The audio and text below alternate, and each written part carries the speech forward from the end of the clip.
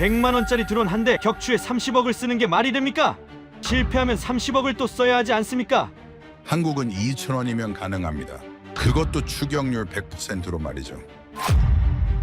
전 세계 국방부 장관들은 매일 악몽에 시달리며 괴로워합니다. 적군의 최첨단 스텔스기나 핵무기 아니었습니다. 바로 100원으로 1000원을 이겨야 하는 전쟁의 원리, 가성비의 지옥. 모든 전쟁은 값비싼 무기들을 그보다 적은 돈으로 박살내야 진짜로 승리하는 게임이었죠. 그때 세계 최초로 레이저 대공무기를 군 전력화해 실전 배치한 국가, 대한민국. 말도 안 되는 가성비로 흡사 무한 탄창을 만들어내 전 세계의 방산계를 뒤집어 엎은 것이었는데요. 더 놀라운 점은 따로 있었습니다. 펜타곤으로 날라온 거절할 수 없는 한국의 충격적인 제안서. 과연 미국도 무릎 꿇게 만든 가성비 지옥을 어떻게 한국만이 그 열쇠가 된 것이었을까요? 이야기를 시작하기 앞서 사연 속의 제작에 힘이 되는 구독과 좋아요 부탁드립니다. 한국을 응원하신다면 대한민국 화이팅! 이라고 아래 댓글로 남겨주세요. 그날 제 책상 위에 놓인 200페이지짜리 보고서는 제가 28년간 쌓아온 모든 상식을 산산조각냈습니다. 보고서 표지에는 단순 명료한 제목이 적혀 있었습니다. 한국방위사업청 제안서, 대공 레이저 무기 K빔, 실전 배치 완료.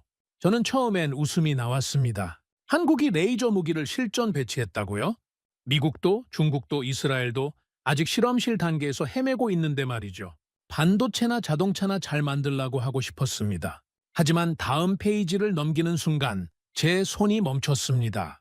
발사 비용 한 발당 2,000원, 패트리엇 미사일 대비 비용 150만 배, 명중률 100%. 이건 농담이 아니었습니다. 저는 즉시 보고서를 쓰레기통에 집어던졌습니다. 말도 안 되는 숫자였으니까요. 한국이 뭘 할 수 있다고 생각했죠. 3년 전 서울주재무관이 한국의 레이저 무기 개발 계획을 보고했을 때도 똑같이 반응했었습니다. 그때 제가 뭐라고 했는지 아십니까? 한국은 우리 기술을 따라오기만 하면 됩니다. 굳이 독자 개발할 필요가 있나요? 오만했습니다. 철저하게요. 그런데 30분 후 국방부 장관실에서 긴급 전화가 걸려왔습니다. 톰슨, 지금 당장 브리핑룸으로 올라와. 한국 놈들이 진짜 해냈어. 장관의 목소리는 떨리고 있었습니다. 저는 뭔가 잘못됐다는 걸 그제야 직감했죠. 브리핑룸으로 향하는 복도에서 제 심장은 이상하게 빠르게 뛰고 있었습니다. 28년 경력에서 이런 긴장감은 처음이었습니다. 회의실 문을 열자 이미 국방부 고위 관계자 12명이 자리를 채우고 있었습니다. 공군 참모차장, 해군 제독, 육군 중장, 그리고 국가정보국장까지 모두 굳은 표정으로 스크린을 바라보고 있었습니다. 안케 톰슨, 국방장관이 말했습니다. 자네가 봐야 할 게 있어. 조명이 꺼지고 스크린의 영상이 재생되기 시작했습니다. 한국 안흥 시험장, 눈 덮인 들판 위로 드론 12대가 편대를 이루며 날아오고 있었습니다. 카메라는 지상의 한 장비를 클로즈업했습니다. 컨테이너 박스만한 크기의 검은색 장비. 겉보기엔 평범한 군용 트럭에 실린 것처럼 보였습니다. 그리고 장비 상단의 포탑이 천천히 회전하기 시작했습니다. 다음 순간 믿을 수 없는 일이 벌어졌습니다.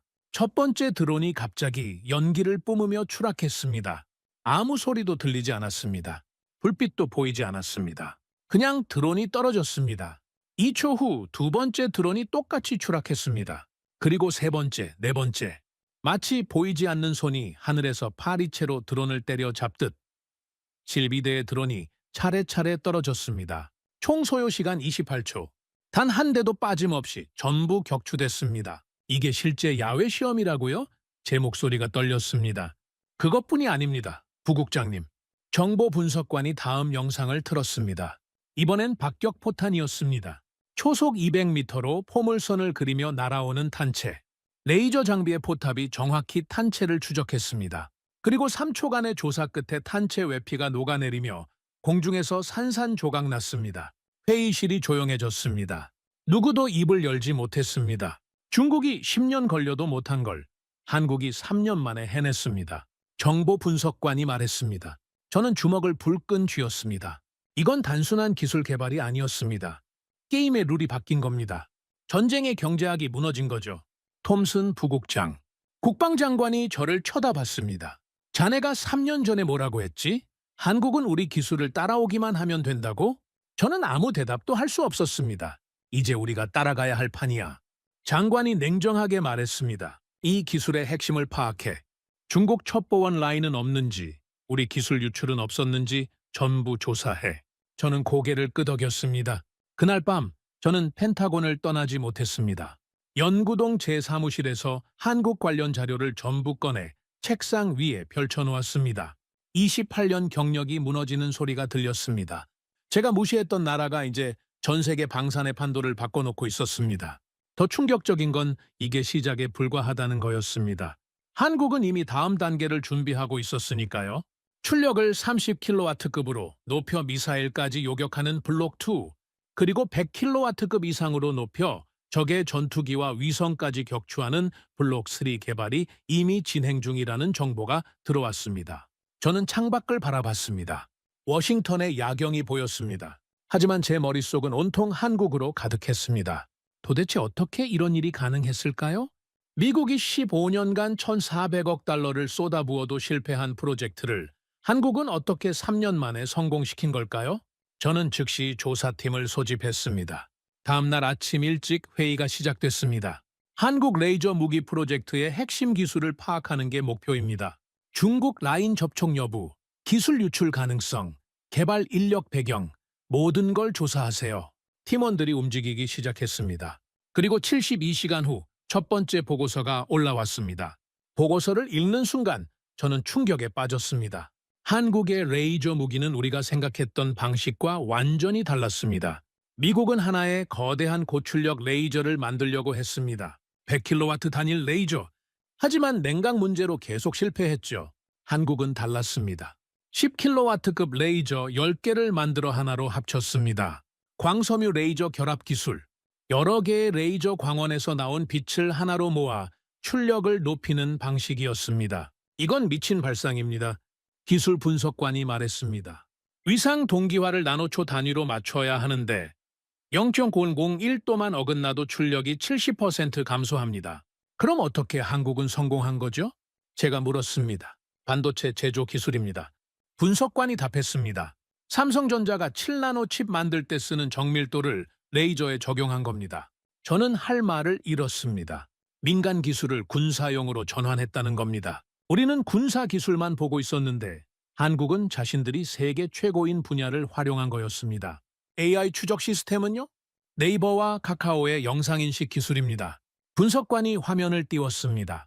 초당 60프레임으로 120개 물체를 동시 추적합니다. 우선순위는 속도, 크기, 궤적으로 자동 판단하죠. 빌어먹을? 저는 책상을 쳤습니다. 우리가 무시한 건 기술이 아니었습니다. 한국의 방식 자체였습니다. 미국은 거대하고 완벽한 무기를 만들려고 했습니다. 한국은 작고 실용적인 무기를 만들었습니다. 미국은 실험실에서 이론을 검증했습니다. 한국은 전방 배치를 전제로 설계했습니다. 철학이 달랐던 겁니다. 그리고 그 철학의 차이가 승패를 갈랐습니다. 며칠 후 더 충격적인 보고서가 올라왔습니다. NSA가 해독한 중국 인민해방군 내부 문서였습니다. 저는 문서를 읽으며 손이 떨렸습니다. 한국 레이저 프로젝트 탈취 최우선 목표, K빔 기술 확보 시 태평양 전력 균형 역전 가능, 미국 무기체계 무력화 가능, 중국이 한국을 두려워하고 있었습니다. 더 놀라운 건 다음 페이지였습니다. 예상 대응 비용 드론 1대당 미화 1.5달러 대 패트리엇 미사일 200만 달러. 결론 경제적 대응 불가능, 기술적 무력화 불가능, 한국과의 전면 전시, 7일 내 방공망 붕괴. 중국이 계산을 끝낸 겁니다. 한국의 무한 탄창 앞에서 중국의 드론 물량 전술은 무용지물이었습니다. 부국장님, 이건 봐야 합니다. 분석관이 다른 문서를 건넸습니다. 문서 제목을 보는 순간 제 심장이 멎는 줄 알았습니다. 암호명 드래곤아이, 미국 레이저 무기 프로젝트 침투 작전 보고서. 중국 스파이가 우리 프로젝트에 침투해 있었다는 겁니다. 그것도 5년 동안이나. 침투 경로를 추적했습니다. 프로젝트 매니저 데이비드 리, 한국계 미국인입니다. 중국 정보부와 접촉 기록이 확인됐습니다. 저는 의자에 주저앉았습니다. 데이비드 리. 그를 프로젝트에 추천한 사람이 바로 저였습니다. 5년 전 한 사람이 저를 찾아왔었습니다. 제 28년 경력을 만들어준 멘토, 전임 국장 로버트 체인버스였습니다. 톰슨, 자네 프로젝트에 괜찮은 인재가 있어. 데이빈 리라는 친구인데 MIT 출신의 광학 전공이야. 한번 써보게. 저는 의심 없이 받아들였습니다. 멘토의 추천이었으니까요. 그런데 지금 제 앞에 놓인 문서는 끔찍한 진실을 말하고 있었습니다. 데이빗 리는 중국 스파이였습니다. 그리고 그를 추천한 로버트 체인버스도 마찬가지였습니다. 체인버스 전 국장의 은행 계좌를 추적했습니다. 케이맨 제도를 경유한 자금 흐름이 확인됐습니다. 총액 1,200만 달러. 저는 눈을 감았습니다.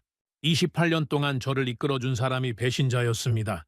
그리고 저는 그 배신자가 심어놓은 스파이를 아무 의심 없이 핵심 프로젝트에 배치했습니다. 우리 프로젝트가 10년간 실패한 이유가 이거였습니다. 기술력 부족이 아니라 내부 배신이었습니다. 데이빈 리는 프로젝트 데이터를 조작했습니다. 냉각 시스템 설계에 의도적 결함을 넣었습니다. 레이저 출력 테스트 결과를 왜곡했습니다. 우리는 기술적 한계라고 생각했습니다. 하지만 실제로는 누군가 일부러 실패하게 만들고 있었던 겁니다. 빌어먹을 1,400억 달러가 증발한 이유가 이거였습니다. 15년간 미국이 헤맨 이유가 바로 내부의 적 때문이었습니다. 그날 밤 저는 집에 가지 못했습니다. 사무실 소파에 누워 천장을 바라봤습니다. 28년 경력이 한순간에 무너지는 기분이었습니다. 제가 신뢰했던 사람이 배신자였고 제가 채용한 사람이 스파이였습니다. 한국이 3년 만에 성공한 것과 미국이 15년간 실패한 것의 이유가 이제야 명확해졌습니다. 한국은 순수하게 기술에 집중했습니다. 미국은 내부 배신자 때문에 발목이 잡혔습니다. 새벽 3시, 저는 벌떡 일어나 컴퓨터 앞에 앉았습니다. 한국 프로젝트 자료를 다시 펼쳤습니다. 이번엔 다른 시각으로 봤습니다. 기술이 아니라 철학을 봤습니다. 한국은 왜 성공했을까요? 첫째, 목표가 명확했습니다. 미국은 최강의 무기를 만들려고 했습니다. 한국은 실전에서 쓸 무기를 만들려고 했습니다. 둘째, 접근이 실용적이었습니다. 미국은 완벽한 100kW 단일 레이저를 원했습니다. 한국은 10개의 10kW 레이저를 합쳤습니다. 셋째, 민간 기술을 활용했습니다. 미국은 군사 기술만 고집했습니다. 한국은 반도체, 디스플레이, AI 기술을 전환했습니다. 넷째, 속도가 달랐습니다. 미국은 완벽해질 때까지 실험실에 머물렀습니다. 한국은 작동하는 순간 전방에 배치했습니다. 저는 키보드를 두드리며 보고서를 작성하기 시작했습니다. 제목은 한국이 가르쳐준 것들이었습니다. 하지만 보고서를 쓰다 말고 멈췄습니다. 더 큰 문제가 떠올랐기 때문입니다. 중국이 한국 기술을 탈취하려 한다는 건 알았습니다. 그런데 만약 중국이 성공한다면요? 만약 K빔 기술이 중국 손에 넘어간다면요? 저는 즉시 NSA에 연락했습니다. 한국국방과학연구소 해킹 시도 모니터링을 최우선으로 올려주세요. 중국이 움직이고 있습니다. 이미 감지됐습니다, 부국장님. NSA 요원이 답했습니다. 지난 3개월간 한국 연구소를 겨냥한 사이버 공격이 4빈 건 확인됐습니다. 모두 중국발입니다. 성공한 건요? 다행히 전부 차단됐습니다. 한국 사이버 보안이 예상외로 탄탄합니다. 저는 안도의 한숨을 쉬었습니다. 하지만 불안감은 사라지지 않았습니다. 중국은 포기하지 않을 겁니다. 기술 탈취에 실패하면 다른 방법을 쓸 겁니다. 물리적 침투, 내부자 매수, 심지어 무력 위협까지. 중국에게 K빔은 그만큼 절박한 기술이었습니다. 왜냐하면 이 기술 하나가 태평양 전력 균형을 뒤집을 수 있으니까요. 다음 날 아침 긴급 NSC 회의가 소집됐습니다. 대통령, 국방장관, 국무장관, 합참의장이 모두 참석했습니다. 중국이 대만 봉쇄를 현실화하려 하고 있습니다. 국가정보국장이 위성사진을 보여줬습니다. 푸젠성의 거대한 공장들이 들어서 있었습니다. 드론 제조 시설입니다. 12개 공장이 신설됐고 예상 생산량은 1일 8,000대입니다. 회의실이 술렁이었습니다. 대만 침공 준비로 보입니까? 대통령이 물었습니다. 그렇습니다, 각하. 국장이 답했습니다. 드론 8,000대면 대만 방공망을 하루 만에 무력화할 수 있습니다. 우리 대응책은요? 침묵이 흘렀습니다. 국방장관이 입을 열었습니다. 각하, 솔직히 말씀드리겠습니다. 우리에겐 대응 수단이 없습니다. 뭐라고요? 배트리어스로는 하루 300발이 한계입니다. 중국이 8,000대를 보내면 우리 항모 전단도 속수무책입니다. 대통령의 얼굴이 굳었습니다. 그럼 어쩌자는 겁니까? 저는 그때 벌떡 일어났습니다. 각하, 방법이 있습니다. 모두가 저를 쳐다봤습니다. 한국입니다. 제가 말했습니다. K빔을 도입해야 합니다. 국방장관이 미간을 찔렀습니다. 톰슨, 자네가 그런 말을? 3년 전에는 한국 기술을 무시하지 않았나? 틀렸습니다.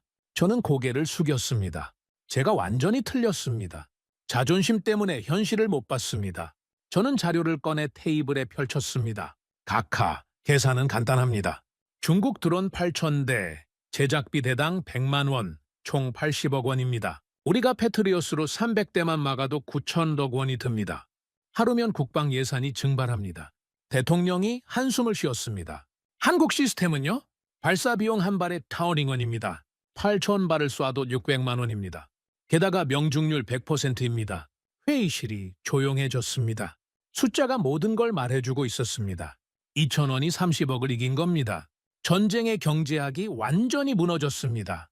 회의가 끝난 후 저는 혼자 남았습니다. 대통령은 한국과의 협상을 승인했습니다. 하지만 조건이 있었습니다. 톰슨, 자네가 직접 가게. 자네가 이 문제를 만들었으니 자네가 해결해. 맞는 말이었습니다. 3년 전 한국 기술을 무시한 사람이 저였으니까요. 그날 밤 저는 한국 관련 파일을 다시 뒤졌습니다. 그리고 한 이름 앞에서 멈췄습니다.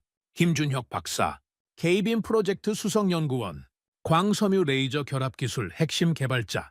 그런데 이상했습니다. 이 이름이 낯익었습니다. 저는 오래된 파일을 뒤지기 시작했습니다. 2011년 서울주재정보관 시절 문서들, 그리고 한 비자 거부 건의를 찾았습니다. 신청자 김준혁, KAIST 박사과정 학생, 목적 미국 MIT 광학연구소 교환연구원, 거부 사유 미국 기술 습득 목적 추정, 국익에 부합하지 않음, 거부 권고자 마이클 톤슨, 저였습니다. 제가 15년 전 그의 미국 유학을 막았던 겁니다. 당시 저는 이렇게 보고서에 적었었습니다. 한국 학생이 우리 첨단 광학 기술을 배워갈 필요가 있는가? 한국은 우리 기술을 따라오기만 하면 된다. 굳이 우리 연구소에 받아들일 이유가 없다. 오만했습니다. 철저하게. 그리고 지금 그때 제가 거부한 그 학생이 미국도 못 만든 무기를 개발한 겁니다. 아이러니했습니다. 제가 문을 닫았더니 그는 스스로 길을 만들었습니다. 저는 보고서를 덮고 창밖을 바라봤습니다. 워싱턴의 밤하늘이 보였습니다. 하지만 제 마음은 무거웠습니다. 며칠 후 저는 서울행 비행기에 올랐습니다. 13시간의 비행 내내 잠을 이루지 못했습니다. 15년 전 제가 거부한 사람을 만나러 가는 길이었습니다. 그것도 도움을 청하러. 인천공항에 도착했을 때 한국 국방부 관계자가 저를 맞았습니다. 톰슨 부국장님, 환영합니다. 내일 ADD 연구소 방문 일정이 잡혀 있습니다. 저는 고개를 끄덕였습니다. 호텔에 짐을 풀고 저는 서울 거리를 걸었습니다. 15년 만에 다시 본 서울은 완전히 달라져 있었습니다. 고층 빌딩들이 하늘을 찔렀습니다. 거리는 첨단 기술로 가득했습니다. 사람들은 자신감 넘치는 표정이었습니다. 저는 문득 깨달았습니다. 한국은 더 이상 따라오는 나라가 아니었습니다. 이미 앞서가고 있었습니다. 다음 날 아침, 저는 대전 ADD 연구소로 향했습니다. 경비가 삼엄했습니다. 출입 절차만 30분이 걸렸습니다. 드디어 회의실 문이 열렸습니다. 그리고 그가 들어왔습니다. 김준혁 박사, 40대 중반으로 보이는 남성, 안경 너머로 날카로운 눈빛이 느껴졌습니다. 반갑습니다, 톰슨 부국장님. 그가 영어로 말했습니다. 악수를 청했습니다. 저는 그의 손을 잡았습니다. 박사님, 만나 뵙게 돼 영광입니다. 그가 미소를 지었습니다. 하지만 그 미소 뒤에 뭔가 있다는 걸 느낄 수 있었습니다. 2011년에도 뵀었죠. 그가 조용히 말했습니다. 제 심장이 멎는 줄 알았습니다. 제 비자 인터뷰 때요. 침묵이 흘렀습니다. 기억하십니까? 그가 계속 말했습니다. 당신이 한 말, 한국 학생이 미국 기술을 배워갈 필요가 있느냐? 한국은 우리 뒤를 따라오면 된다. 저는 입술을 깨물었습니다. 박사님, 그건 화난 건 아닙니다. 그가 손을 저었습니다. 오히려 감사하죠. 감사하다고요? 네. 그가 웃었습니다. 덕분에 저는 한국에 남았습니다. 그리고 우리만의 기술을 개발했으니까요. 그는 회의실 문을 열었습니다. 보여드리죠. 당신들이 불가능하다던 것을요? 저는 그를 따라 복도를 걸었습니다. 각 방마다 최첨단 장비들이 보였습니다. 레이저 광학 실험실, AI 추적 시스템 개발실, 냉각 시스템 테스트실. 모든 게 완벽하게 돌아가고 있었습니다. 드디어 메인 연구실 앞에 도착했습니다. 문이 열리자 거대한 공간이 나타났습니다. 중앙에는 18개의 광섬유 레이저 모듈이 정밀하게 배열돼 있었습니다. 핵심은 위상 동기화입니다. 김 박사가 설명을 시작했습니다. 그는 태블릿으로 시스템을 조작했습니다. 화면에 복잡한 파형들이 나타났습니다. 18개 빔의 위상을 나노초 단위로 맞춰야 합니다. 0.001 1도만 어긋나도 출력이 70% 감소하죠. 저는 화면을 뚫어져라 쳐다봤습니다. 어떻게 그런 정밀도를... 반도체 공정 기술입니다. 그가 답했습니다. 삼성전자가 7나노칩 만들 때 쓰는 정밀도를 레이저에 적용했습니다. 저는 숨이 막혔습니다. 우리는 군사 기술에만 매달렸습니다. 한국은 민간 최고 기술을 가져왔습니다. 발상의 전환이었습니다. 그럼 AI 추적 시스템은요? 제가 물었습니다. 김 박사가 다른 화면을 띄웠습니다. 실시간으로 하늘의 물체들을 추적하는 영상이었습니다. 새, 비행기, 드론, 심지어 작은 곤충까지 모든 게 정확히 식별되고 분류됐습니다. 네이버 얼굴 인식 기술을 기반으로 했습니다. 그가 설명했습니다. 초당 60프레임으로 120개 물체를 동시 추적합니다. 우선순위 판단은요? 속도, 크기, 궤적을 종합 분석합니다. 위협도를 자동 계산하죠. 저는 할 말을 잃었습니다. 이건 단순한 무기가 아니었습니다. 완벽한 시스템이었습니다. 비용은 정말 한 발에 2,000원입니까? 전기요금입니다. 김 박사가 웃었습니다. 발정이만 있으면 무한대로 쓸 수 있습니다. 무한단장. 말 그대로였습니다. 저는 그제야 깨달았습니다. 한국이 만든 건 무기가 아니라 혁명이었습니다. 전쟁의 경제학을 완전히 뒤집어 놓은 혁명. 박사님, 제가 조심스럽게 말했습니다. 미국과 협력할 의향이 있으십니까? 김 박사가 저를 쳐다봤습니다. 조건이 있습니다. 말씀하십시오. 그는 서류 한 장을 꺼냈습니다. 첫째, 기술 이전이 아닌 공동 개발입니다. 둘째, 미국의 일방적 우위 조항은 삭제합니다. 셋째, 제3국 수출 시 한국 동의가 필수입니다. 저는 서류를 받아들었습니다. 이건 단순한 조건이 아니었습니다. 미국의 자존심을 건드리는 요구였습니다. 하지만 저는 알고 있었습니다. 우리에게 선택권이 없다는 걸. 동의합니다. 제가 말했습니다. 김 박사가 놀란 표정을 지었습니다. 이렇게 빨리 결정하셔도 됩니까? 박사님, 저는 진심을 담아 말했습니다.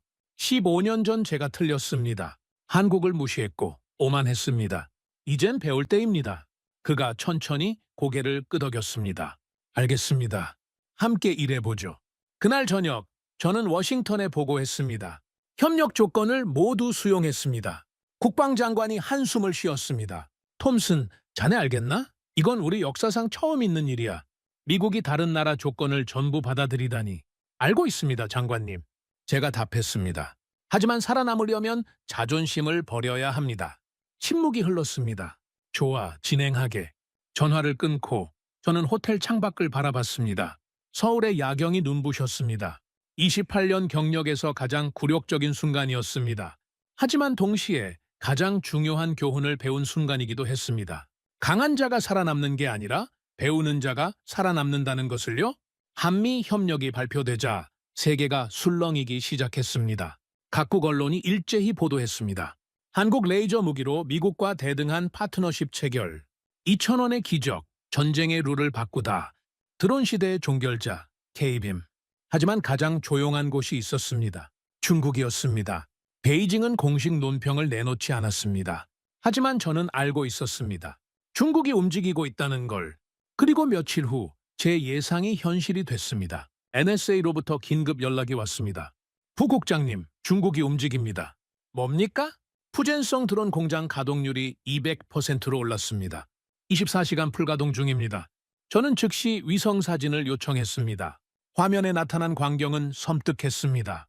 12개 공장에서 연기가 피어오르고 있었습니다. 트럭들이 끊임없이 드론을 실어 나르고 있었습니다. 일일 생산량을 다시 계산했습니다.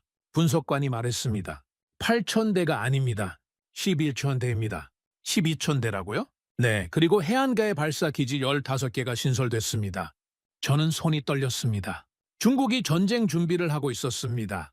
K빔이 나오기 전에 대만을 점령하려는 겁니다. 대만 방공 능력은요? 패트리엇 미사일 보유량 약 400발입니다. 12,000대 드론 공격을 막을 수 없습니다. 계산은 명확했습니다. 중국이 공격하면 대만은 하루 만에 무너집니다. 그리고 미국은 손 쓸 방법이 없었습니다. 아직 K빔 배치가 완료되지 않았으니까요. 저는 즉시 백악관에 보고했습니다. 긴급 NSC 회의가 소집됐습니다. 중국이 시한을 정한 겁니다. 국가정보국장이 말했습니다. K빔 배치 전에 대만을 점령하겠다는 거죠. 대통령이 합참의장을 바라봤습니다. 우리 대응책은? 합참의장이 고개를 저었습니다. 각하, 현재로선 군사적 대응이 불가능합니다. 항모 전단을 보내도 드론 12,000대를 막을 수 없습니다. 그럼 대만을 포기하라는 겁니까? 침묵이 흘렀습니다. 저는 그때 입을 열었습니다. 각하, 한 가지 방법이 있습니다. 뭡니까? 한국에게 긴급 배치를 요청하는 겁니다. K빔 시제품이라도 먼저 대만에 보내는 거죠. 국방장관이 미간을 찔렀습니다. 톰슨 시제품을 실전해? 검증도 안 끝났는데? 선택의 여지가 없습니다.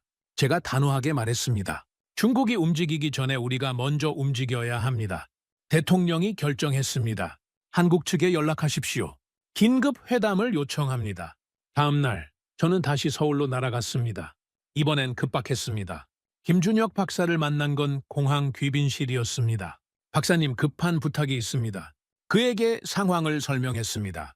중국의 움직임, 대만의 위기, 미국의 한계. 김 박사는 조용히 듣고 있었습니다. 그래서 K빔을 당장 대만에 배치하자는 겁니까? 시제품이라도 좋습니다. 중국을 멈춰야 합니다. 김 박사가 한참 생각하더니 입을 열었습니다. 불가능합니다. 뭐라고요? 시제품은 시험용입니다. 실전 환경에서 안정성이 검증되지 않았습니다. 하지만 대신 김 박사가 말을 끊었습니다. 양산형 1호기가 있습니다. 제 눈이 커졌습니다. 양산형이요? 네, 일주일 전에 완성됐습니다. 최종 검수만 남았죠. 그럼 그걸 대만에 조건이 있습니다. 김 박사가 말했습니다. 뭡니까? 한국군 운용팀이 함께 갑니다. 우리 장비는 우리가 직접 운영합니다. 저는 잠시 망설였습니다. 이건 민감한 문제였습니다. 한국군이 대만에 들어간다는 건 중국을 직접 자극하는 거였습니다. 하지만 다른 선택이 없었습니다. 동의합니다. 그리고 하나 더, 김 박사가 덧붙였습니다. 이 작전이 성공하면 K빔을 전 세계에 공개합니다. 중국만이 아니라 모든 나라에 판매합니다. 모든 나라예요? 네, 평화를 원하는 모든 나라예요. 드론 테러로 고통받는 사우디, UAE, 이스라엘, 폴란드 모두에게요? 저는 그제야 깨달았습니다. 김 박사의 비전을요? 그는 단순히 무기를 파는 게 아니었습니다. 세계 평화의 균형을 바꾸려는 거였습니다. 알겠습니다. 그렇게 하죠. 3일 후 한국 공군 수송기 한 대가 대만으로 날아갔습니다. 화물칸에는 K빔 양산형 1호기가 실려 있었습니다. 그리고 한국군 기술팀 12명이 동승했습니다. 중국은 즉시 반발했습니다. 한국이 대만 문제에 개입하는 것은 용납할 수 없다. 하지만 한국 정부는 단호했습니다. 우리는 방어 무기를 판매할 뿐입니다. 누구도 막을 수 없습니다. K빔이 대만에 도착한 건 새벽 3시였습니다. 타이베이 외곽 군사기지에 배치됐습니다. 김 박사팀이 직접 설치를 감독했습니다. 12시간 만에 모든 준비가 끝났습니다. 그리고 다음 날 오후 중국이 움직였습니다. 대만 국방부 레이더가 이상 신호를 포착했습니다. 드론 편대 접근 중, 숫자 약 200대. 중국이 시험 공격을 시작한 겁니다. 대만군이 긴장했습니다. 패트리엇 미사일을 준비했습니다. 하지만 김 박사가 손을 들었습니다. 우리가 하겠습니다. K빔이 가동됐습니다.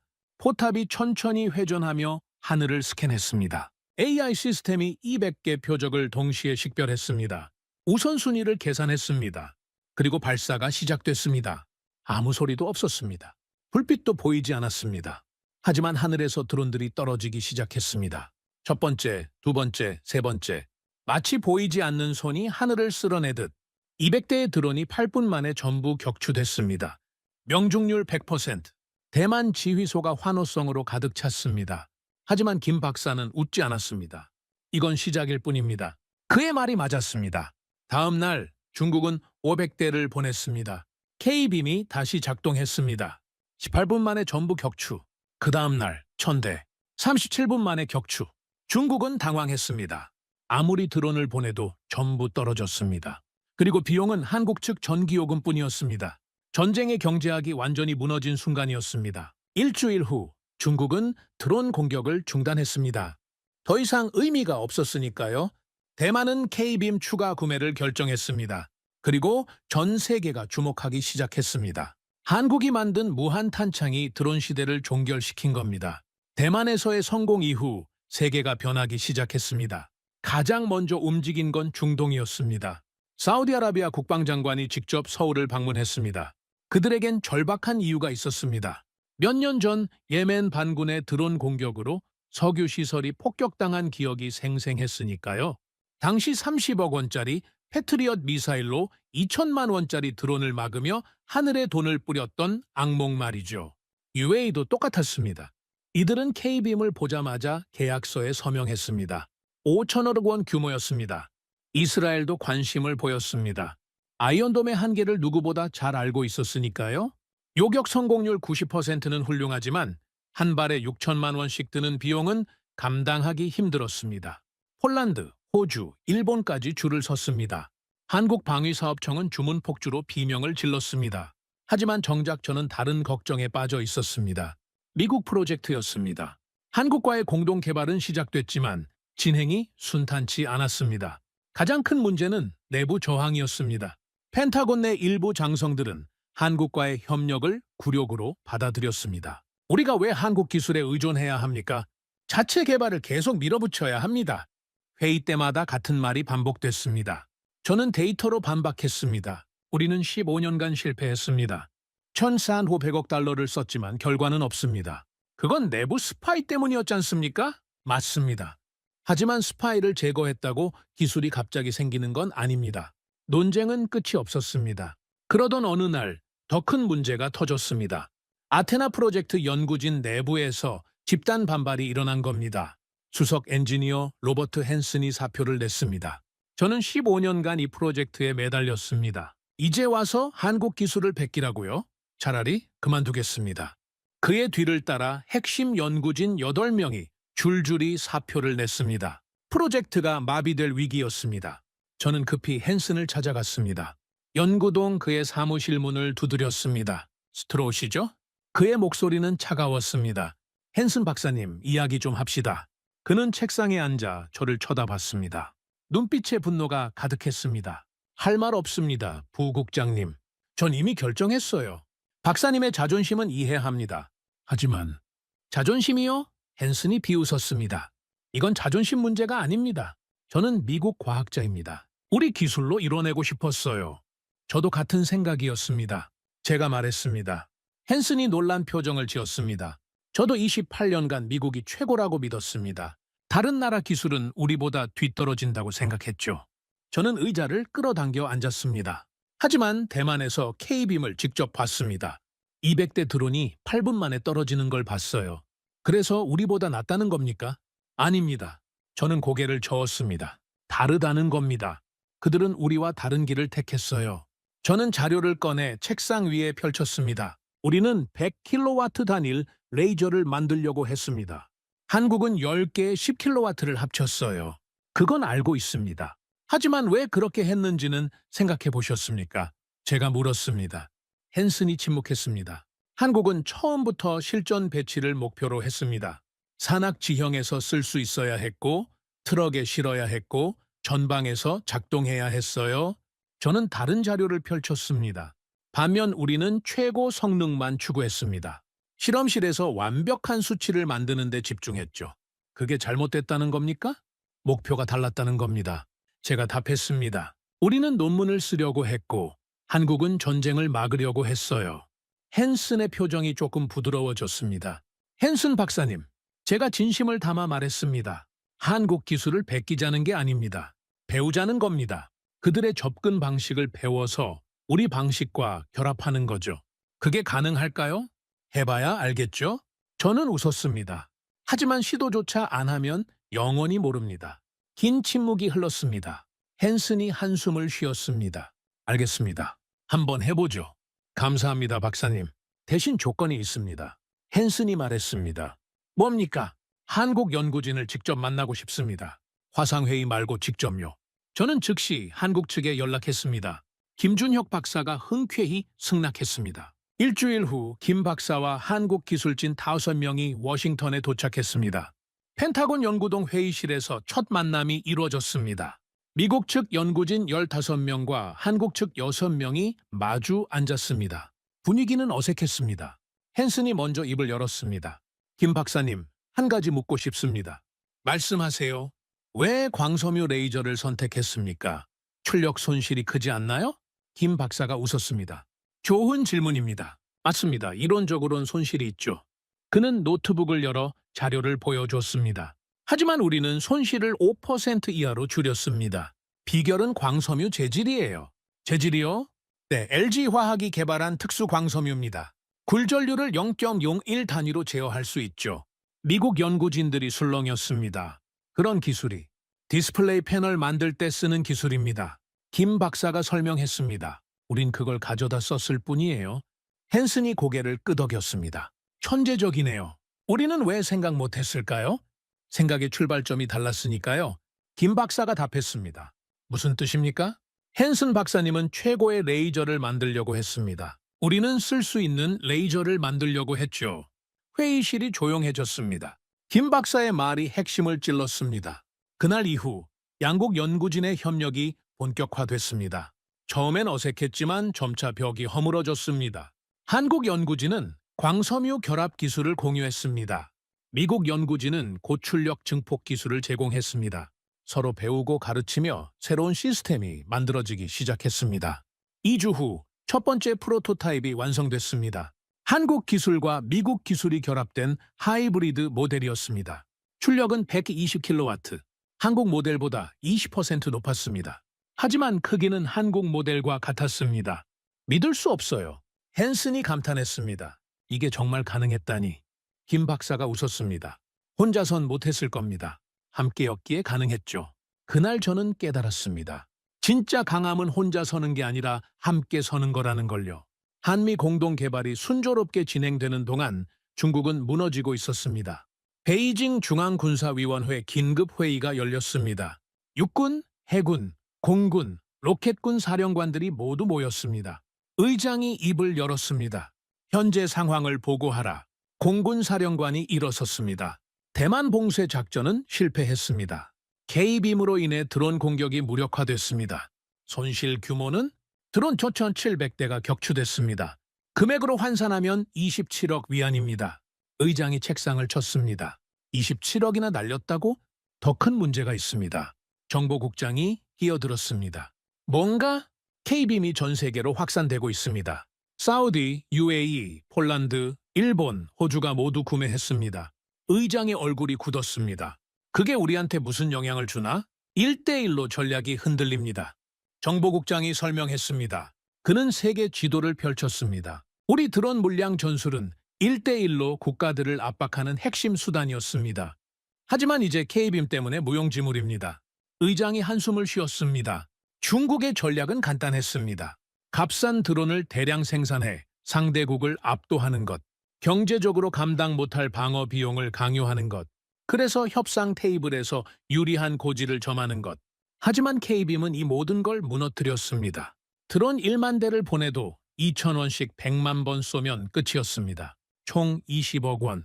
중국이 드론 만드는 비용 100억 원보다 훨씬 쌌습니다. 대응책은 없나? 의장이 물었습니다. 기술 탈취를 시도했으나 실패했습니다. 정보국장이 답했습니다. 한국 사이버 보안이 예상보다 강력합니다. 물리적 침투는 ADD 연구소 경비가 삼엄합니다. 침투 성공 확률 5% 미만입니다. 의장이 주먹을 불끈 쥐었습니다. 그럼 우리도 개발한다. 당장 시작해라. 이미 진행 중입니다. 과학기술부 장관이 말했습니다. 하지만 문제가 있습니다. 뭔가? 광섬유 레이저 결합 기술의 핵심은 정밀 제어입니다. 나노초 단위 위상 동기화가 필요한데 우리 반도체 기술로는 불가능합니다. 왜 불가능한가? 7나노 공정 기술이 없습니다. 제재 때문에 첨단 장비를 못 들여오고 있습니다. 의장이 책상을 내리쳤습니다. 빌어먹을? 중국의 딜레마가 명확해졌습니다. K빔을 만들려면 첨단 반도체 기술이 필요했습니다. 하지만 미국 제재로 장비를 구할 수 없었습니다. 기술을 훔치려 해도 한국 보안이 막았습니다. 결국 중국은 갇혔습니다. 자신들이 만든 드론 물량 전술에 갇힌 겁니다. 한편 저는 펜타곤에서 또 다른 보고를 받고 있었습니다. 부국장님, 러시아가 움직입니다. 뭡니까? 크렘린이 한국에 비밀 접촉을 시도했습니다. K빔 구매 의사를 타진했습니다. 저는 놀랐습니다. 러시아가요? 이유가 뭡니까?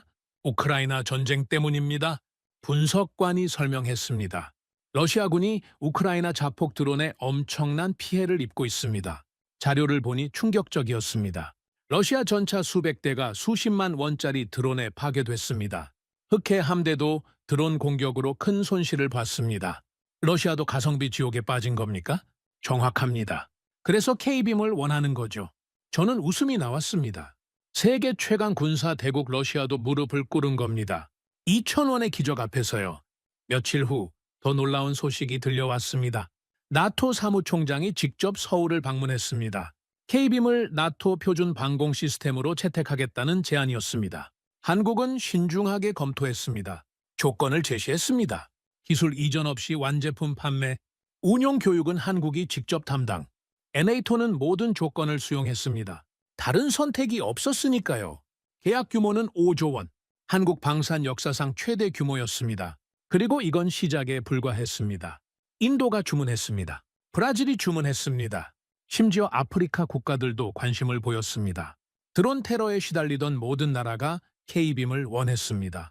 한국방위사업청은 주문을 감당하지 못해 생산 라인을 3배로 늘렸습니다. 한화 시스템 주가는 200% 폭등했습니다. 세계가 인정했습니다. 작은 나라 한국이 만든 2,000원의 기적을요. 그리고 저는 그 현장을 지켜보며 깨달았습니다. 진짜 힘은 크기가 아니라 효율성에서 나온다는 걸, 진짜 승리는 적을 이기는 게 아니라 방식을 바꾸는 거라는 걸. 한국은 전쟁의 룰을 바꿨습니다. 더 이상 비싼 무기가 이기는 게 아니었습니다. 똑똑한 무기가 이기는 시대가 온 겁니다. 그날 밤 저는 김준혁 박사에게 메시지를 보냈습니다. 박사님 축하합니다. 세계를 바꾸셨습니다. 답장이 왔습니다. 아직 끝이 아닙니다. 톰슨 부국장님. 이제 블록2를 준비해야죠. 블록2, 30kW급 출력으로 미사일까지 요격하는 차세대 모델. 한국은 멈추지 않고 있었습니다. 계속 앞으로 나아가고 있었습니다. 저는 창밖을 바라봤습니다. 워싱턴의 밤하늘에 별이 빛나고 있었습니다. 그리고 저는 확신했습니다. 미래는 한국과 함께하는 자들의 것이라는 걸요. 한미 공동개발 3개월째, 드디어 결정적인 순간이 다가왔습니다. 뉴멕시코 화이트샌즈 시험장, 건조한 사막 한가운데 거대한 시설이 세워져 있었습니다. 오늘은 한미 합작 K빔 프로토타입의 최종 시험일이었습니다. 국방장관, 합참의장, 그리고 대통령까지 참관하러 왔습니다. 한국에서도 김준혁 박사와 방위사업청장이 날아왔습니다. 저는 시험장 관제실에 서 있었습니다. 손에 땀이 났습니다. 28년 경력에서 가장 긴장되는 순간이었습니다. 시험 준비 완료되었습니다. 헨슨 박사가 보고했습니다. 대통령이 고개를 끄덕였습니다.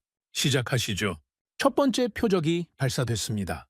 드론 50대가 편대를 이루며 날아왔습니다. 속도 시속 200km, 고도 1500m, K빔 포탑이 회전했습니다. AI 시스템이 50개 표적을 동시에 식별했습니다. 그리고 발사, 침묵 속에서 드론들이 하나씩 떨어졌습니다. 소요시간 3분 23초, 명중률 100%. 관제실에서 박수가 터져 나왔습니다. 하지만 진짜 시험은 지금부터였습니다. 2단계 표적 발사. 시험 책임자가 명령했습니다. 이번엔 박격포탄 숲이빨이었습니다. 포물선을 그리며 시속 300km로 날아왔습니다. 훨씬 빠르고 작은 표적이었습니다. K빔이 추적을 시작했습니다. 레이저가 발사됐습니다. 첫 번째 탄이 공중에서 폭발했습니다. 두 번째, 세 번째도 연달아 터졌습니다. 20발 전부 격추. 소요시간 6분 10초. 대통령이 만족스러운 표정을 지었습니다. 훌륭하군요. 하지만 김준혁 박사는 미간을 찔렀습니다. 뭔가 문제가 있습니까? 제가 물었습니다. 추적 속도가 0.3초 느립니다. 김 박사가 말했습니다. 0.3초요. 그게 문제가 됩니까? 실전에서는 치명적일 수 있습니다. 그가 모니터를 가리켰습니다. 빠른 미사일 상대로는 명중률이 떨어질 겁니다. 헨슨 박사가 고개를 끄덕였습니다. 맞습니다. AI 알고리즘을 더 최적화해야 합니다. 얼마나 걸립니까? 국방장관이 물었습니다.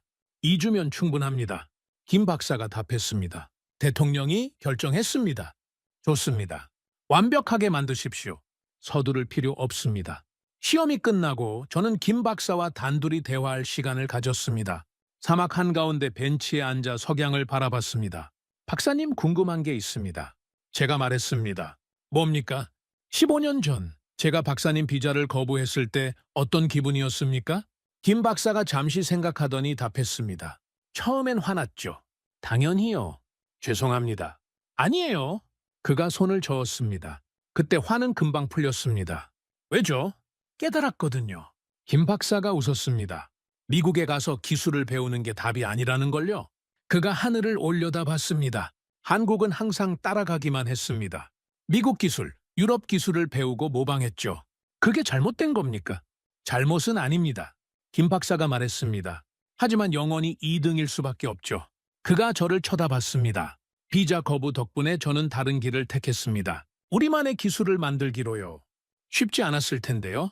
물론이죠. 김 박사가 웃었습니다. 3년간 밤샘이 일상이었습니다. 실패도 수없이 했고요.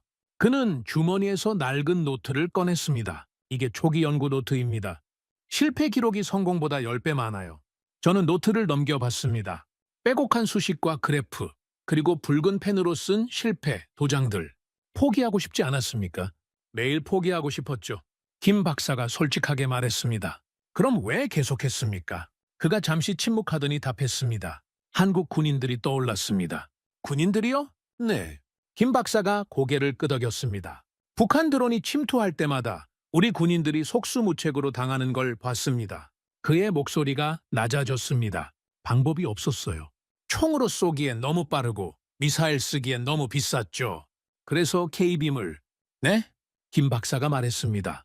2,000원으로 우리 군인들을 지킬 수 있다면 밤샘쯤이야 얼마든지 할 수 있었습니다.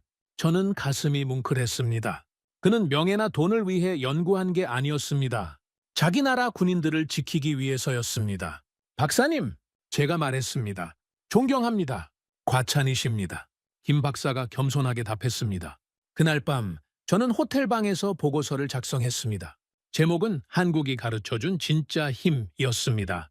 키보드를 두드리며 저는 깨달았습니다. K빔의 진짜 힘은 기술이 아니라는 걸, 그걸 만든 사람들의 마음이라는 걸, 돈이 아니라 사명감, 명예가 아니라 책임감. 그게 한국을 세계 최고로 만든 거였습니다. 2주 후 AI 알고리즘 개선이 완료됐습니다. 다시 화이트샌즈 시험장에 모였습니다. 이번엔 더 어려운 표적이 준비됐습니다. 순항미사일 시뮬레이션이었습니다. 시속 900km로 날아오는 극초음속 표적. 기존 방공 시스템으론 요격이 거의 불가능한 속도였습니다. 시험 시작. 대통령이 명령했습니다. 표적이 발사됐습니다. 지평선 너머에서 빠르게 접근했습니다. K빔 AI가 즉시 포착했습니다. 궤적을 계산했습니다. 0.2초 만에 조준 완료. 레이저 발사. 3초간 지속 조사. 표적의 외피가 녹아내리며 궤도를 이탈했습니다. 공중에서 산산조각 났습니다. 관제실이 환호성으로 가득 찼습니다. 성공입니다. 명중률 100%? 대통령이 일어나 박수를 쳤습니다. 국방장관과 합참의장도 함께 일어났습니다. 헨슨 박사와 김준혁 박사가 악수를 나눴습니다. 해냈습니다, 김 박사님. 함께 해냈죠, 헨슨 박사님. 저는 두 사람을 바라보며 미소 지었습니다. 3개월 전만 해도 불가능해 보였던 일이었습니다. 미국의 자존심과 한국의 기술이 만날 수 있을 거라고 누가 생각했겠습니까? 하지만 이뤄냈습니다. 서로 배우고 인정했기 때문에. 시험이 끝난 후 긴급 기자회견이 열렸습니다. 백악관 로즈가든에서였습니다. 전 세계 언론이 모였습니다. 대통령이 연단에 섰습니다. 오늘 역사적인 순간을 발표하게 되어 영광입니다. 카메라 플래시가 터졌습니다. 미국과 대한민국이 공동 개발한 차세대 레이저 방공 시스템이 모든 시험을 통과했습니다. 박수가 터졌습니다. 이 시스템은 드론부터 순항 미사일까지 모든 공중 위협을 요격할 수 있습니다. 대통령이 잠시 멈췄다가 계속 말했습니다. 하지만 더 중요한 건 이 프로젝트가 보여준 교훈입니다. 강한 나라는 혼자 서는 나라가 아닙니다. 함께 서는 나라입니다. 미국은 오늘 배웠습니다. 동맹은 지배가 아니라 협력이라는 것을요. 대통령이 김준혁 박사를 무대로 초대했습니다. 김 박사가 올라와 마이크 앞에 섰습니다. 대한민국을 대표해 말씀드리겠습니다. 그의 목소리는 차분했지만 힘이 있었습니다. K빔은 단순한 무기가 아닙니다. 철학입니다. 비싼 게 아니라 똑똑한 게 이긴다는 철학. 혼자가 아니라 함께할 때 더 강해진다는 철학. 그리고 기술은 사람을 지키기 위해 존재한다는 철학입니다. 기자들이 일제히 받아 적었습니다. 한국은 작은 나라입니다. 김 박사가 계속 말했습니다. 하지만 우리는 포기하지 않았습니다. 우리만의 길을 만들었습니다. 오늘 그 길이 세계와 만났습니다. 박수가 쏟아졌습니다. 그날 저녁 전 세계 언론이 일제히 보도했습니다. CNN dur 한국의 2000원 기적, 미국 무기 체계 혁명, BBC 작은 나라가 세계를 바꾼 날, 알자히라 드론 시대 종결, K빔 시대 개막, 중국 관영 매체만 침묵했습니다. 보도할 수 없었습니다. 자신들의 패배를 인정하는 꼴이었으니까요. 다음 날 전 세계 주문이 폭주했습니다. 나토 35개국 집단 구매, 중동 8개국 긴급 도입, 아시아 12개국 협상 타진, 총 주문 금액 50조 원. 한국 방산 역사상 최대 규모였습니다. 한화 시스템은 생산 라인을 10배로 늘렸습니다. 협력업체 300개가 가동에 들어갔습니다. 대한민국 경상남도에 K빔 전용 공단이 세워졌습니다. 일자리 2만 개가 창출됐습니다. 한국 경제가 살아났습니다. 방산 수출이 100조 원을 돌파했습니다. 세계 5위 방산 수출국이 됐습니다. 하지만 가장 큰 변화는 숫자가 아니었습니다. 인식의 변화였습니다. 이제 세계는 한국을 달리 봤습니다. 더 이상 따라오는 나라가 아니었습니다. 앞서가는 나라였습니다. 배워야 할 나라였습니다. 존중해야 할 파트너였습니다. 저는 펜타곤 사무실에서 이 모든 변화를 지켜봤습니다. 28년 경력이 무색할 만큼 많은 걸 배운 1년이었습니다. 가장 큰 교훈은 이거였습니다. 진짜 힘은 크기가 아니라 지혜에서 나온다. 진짜 승리는 적을 이기는 게 아니라 함께 이기는 것이다. 그날 저녁 김준혁 박사로부터 이메일이 왔습니다. 톰슨 부국장님, 블록2 개발이 시작됐습니다. 이번에도 함께 하시겠습니까? 저는 주저없이 답장했습니다. 물론입니다, 박사님. 함께 갑시다. 창밖을 바라봤습니다. 워싱턴의 밤하늘에 별이 빛나고 있었습니다. 그리고 저는 확신했습니다. 미래는 배우는 자의 것이라는 걸, 겸손한 자의 것이라는 걸, 함께하는 자의 것이라는 걸, 한국이 그걸 증명했습니다. 2,000원으로요. 그리고 그 2,000원이 세계를 바꿨습니다. 전쟁의 경제학을 무너뜨렸습니다. 드론 시대를 종결시켰습니다. 새로운 시대를 열었습니다. 조용한 나라의 거대한 방역, 그게 바로 대한민국이었습니다. 저는 보고서 마지막 줄을 작성했습니다. 28년간 저는 힘을 분석했습니다. 하지만 한국은 제게 힘보다 중요한 걸 가르쳐줬습니다. 바로 지혜입니다. 2,000원이 30억을 이긴 날 전 세계가 배웠습니다. 돈이 아니라 기술이 이긴다는 것을, 크기가 아니라 효율이 이긴다는 것을, 혼자가 아니라 함께할 때 진짜 강해진다는 것을요. 보고서를 저장하고 저는 자리에서 일어났습니다. 내일은 또 다른 시작입니다. 블록2 개발 회의가 예정돼 있었습니다. 한국과 미국이 함께 만들어갈 미래. 저는 그 미래가 기대됐습니다. 28년 만에 처음으로 진심으로 기대되는 내일이었습니다. 6개월 후 스위스 제네바 UN 안전보장이사회 긴급회의가 소집됐습니다. 의제는 단 하나였습니다. K빔을 국제평화유지 표준 무기로 지정하는 건 15개 이사국 대표들이 모였습니다. 미국, 영국, 프랑스, 러시아, 중국, 그리고 한국. 저는 미국 대표단 자문으로 참석했습니다. 회의장 분위기는 미묘했습니다. 중국 대표는 얼굴이 굳어 있었습니다. 러시아 대표는 무표정이었습니다. 반면 서방 국가들은 기대에 차 있었습니다. 의장이 입을 열었습니다. 대한민국 대표의 발언을 듣겠습니다. 김준혁 박사가 일어났습니다. 그는 이제 한국국방과학연구소 소장이 되어 있었습니다. 존경하는 이사국 대표 여러분, 그의 목소리는 차분했습니다. K빔은 공격무기가 아닙니다. 순수 방어무기입니다. 화면에 자료가 띄워졌습니다. 지난 6개월간 K빔이 배치된 23개국에서 드론 테러가 99% 감소했습니다. 숫자들이 스크린을 채웠습니다. 사우디 석유시설 공격 0건, 이스라엘 민간인 피해 95% 감소, 우크라이나 인프라 파괴 80% 감소. 이건 단순한 무기가 아닙니다. 김 박사가 말했습니다. 평화를 지키는 도구입니다. 중국 대표가 손을 들었습니다. 이의를 제기하겠습니다. 회의장이 조용해졌습니다. K빔은 특정 국가의 전략적 우위를 위한 수단입니다. 평화 유지 명분은 위선입니다. 중국 대표의 목소리는 날카로웠습니다. 김 박사가 차분하게 답했습니다. 그렇다면 중국도 구매하시면 됩니다. 우리는 평화를 원하는 모든 나라에 판매합니다. 조건부 판매가 무슨 평화입니까? 조건은 단 하나입니다. 공격용으로 사용하지 않겠다는 서약뿐입니다. 중국 대표가 할 말을 잃었습니다. 바로 그 조건 때문에 중국이 구매하지 못하고 있었으니까요. K빔을 대만 침공에 쓸 수 없다면 의미가 없었던 겁니다. 미국 대표가 발언권을 요청했습니다. 저는 미국을 대표해 K빔 표준화를 적극 지지합니다.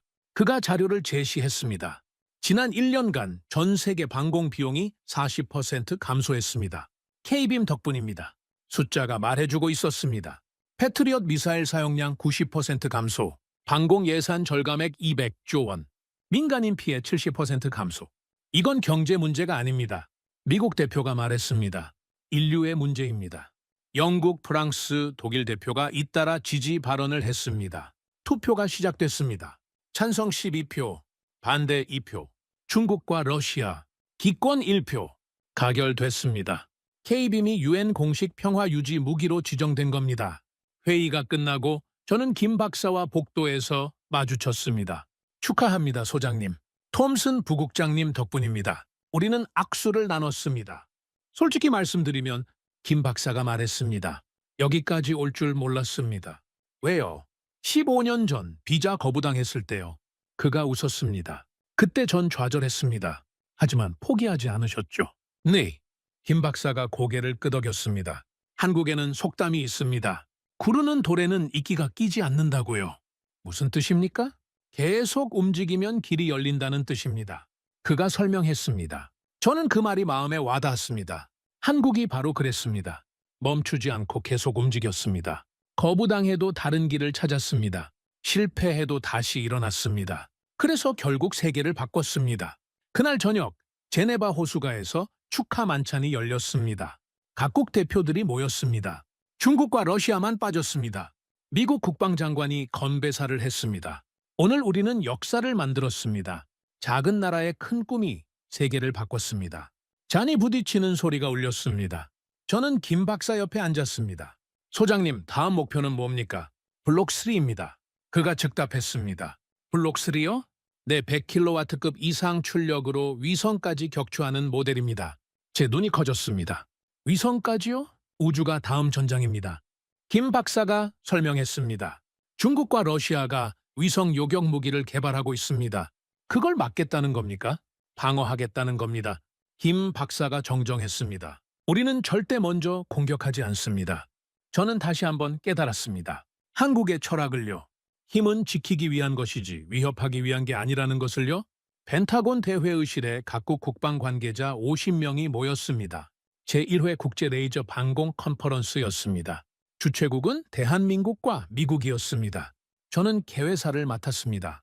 존경하는 각국 대표 여러분, 마이크 앞에 서니 감회가 새로웠습니다. 한국에서 온 보고서 한 장이 제 책상에 놓였습니다. 저는 그때를 떠올렸습니다. 저는 그걸 쓰레기통에 던졌습니다. 청중들이 웃었습니다. 왜냐하면 믿을 수 없었으니까요. 2,000원으로 30억을 이긴다는 게 말이 됩니까? 하지만 한국은 해냈습니다. 화면에 지난 2년간의 데이터가 나타났습니다.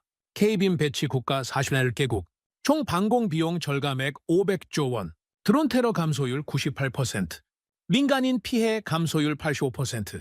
숫자가 모든 걸 말해줍니다. 저는 김준혁 박사를 무대로 초대했습니다. 그가 올라와 발표를 시작했습니다. 블록 2가 완성됐습니다. 화면에 새로운 모델이 나타났습니다. 기존 모델보다 30% 작았지만 출력은 50% 높았습니다. 30kW급 출력으로 극초음속 미사일도 요격 가능합니다. 영상이 재생됐습니다. 마하 5 속도로 날아오는 표적. 블록 2가 정확히 포착하고 격추했습니다. 청중들이 탄성을 질렀습니다. 그리고 블록 3 개발도 50% 완료됐습니다. 또 다른 영상이 나왔습니다. 적외도 위성을 추적하는 시뮬레이션이었습니다. 2년 내 우주 방어 시대를 열겠습니다. 박수가 쏟아졌습니다. 컨퍼런스가 끝나고 저는 김 박사와 마지막 대화를 나눴습니다. 펜타곤 옥상 정원에서였습니다. 워싱턴의 야경이 한눈에 보였습니다. 소장님, 이제 한국은 세계 방산 선두입니다.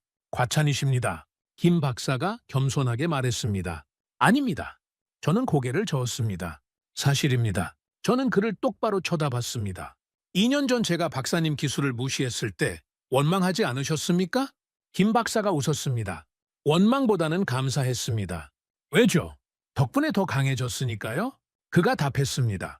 거절당하지 않았다면 편한 길을 택했을 겁니다.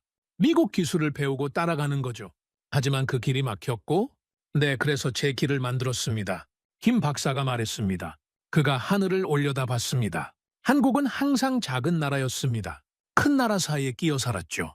하지만 작다고 약한 건 아닙니다. 그가 단호하게 말했습니다. 작아도 똑똑하면 이깁니다. 작아도 효율적이면 강합니다. 저는 고개를 끄덕였습니다. K빔이 바로 그 증명이군요. 네. 김 박사가 웃었습니다. 2,000원이 30억을 이긴 날 세계가 배웠습니다. 뭘 배웠죠? 크기가 전부가 아니라는 걸요. 김 박사가 답했습니다. 저는 그 말을 가슴에 새겼습니다. 우리는 한참 동안 침묵 속에 야경을 바라봤습니다.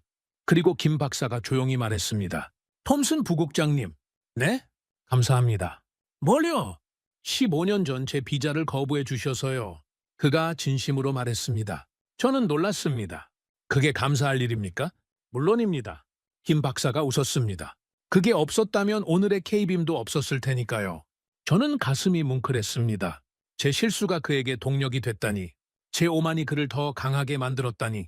박사님, 제가 말했습니다. 네? 제가 배운 게 있습니다. 뭡니까? 진짜 강한 사람은 거절을 핑계로 삼지 않는다는 것입니다.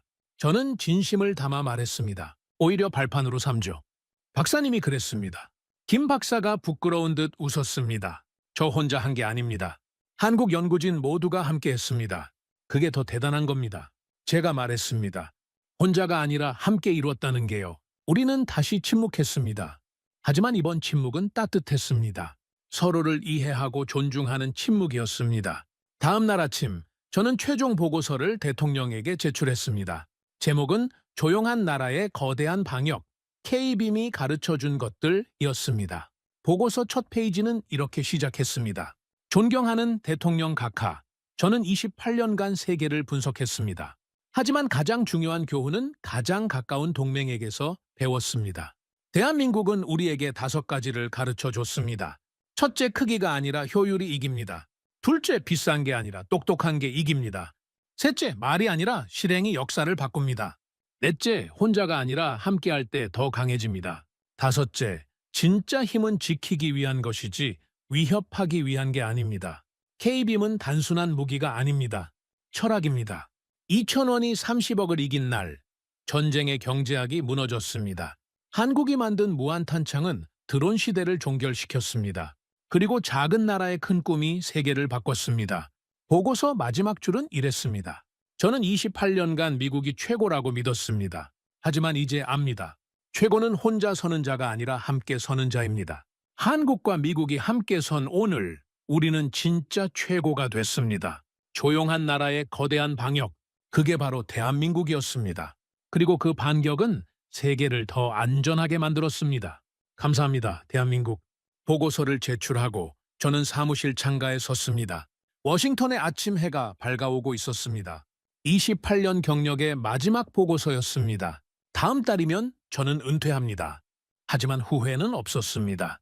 마지막 2년이 가장 값진 시간이었으니까요. 배우는 법을 배웠고, 인정하는 법을 배웠고, 함께하는 법을 배웠습니다. 그 모든 걸 한국이 가르쳐 줬습니다.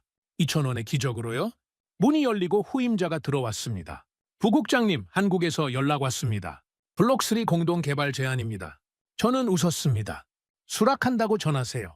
그리고 제가 은퇴해도 이 프로젝트는 계속돼야 한다고 말씀드리세요. 알겠습니다.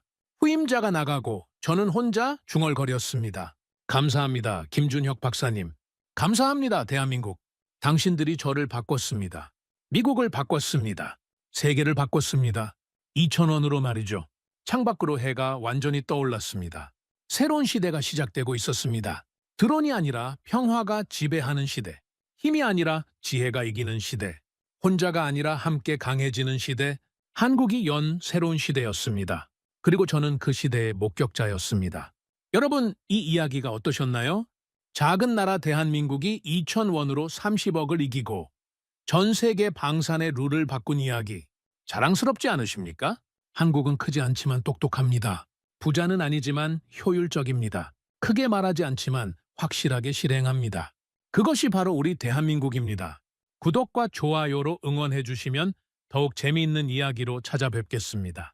해외 감동 사연을 소개해드리는 스페셜 코리아였습니다. 감사합니다.